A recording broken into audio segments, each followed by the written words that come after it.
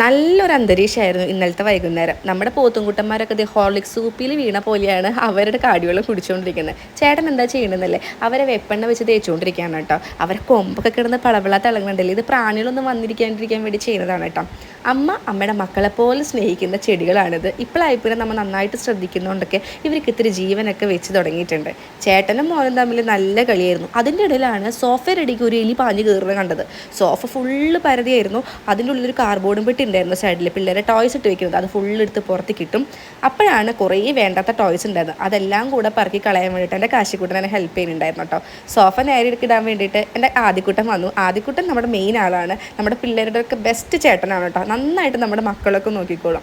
എല്ലാം കഴിഞ്ഞപ്പോൾ വലിയ ചെക്കന്മാർ വന്ന് മടിയിൽ കിടക്കില്ല അമ്മമാരുടെ, അതുപോലെ കാശിക്കുട്ടൻ വന്നിട്ട് തല ഇങ്ങനെ കാണിച്ചു തരാൻ പറഞ്ഞു. അപ്പോൾ ഞാനത് കാണിച്ചുകൊണ്ടിരിക്കുക കേട്ടോ. പിന്നെ വൈകുന്നേരം ആയപ്പോൾ ഭക്ഷണമൊക്കെ കഴിച്ചിട്ട് രണ്ട് മക്കളും കെട്ടിപ്പിടിച്ച് നേരത്തെ കിടന്ന് ഉറങ്ങിയായിരുന്നു.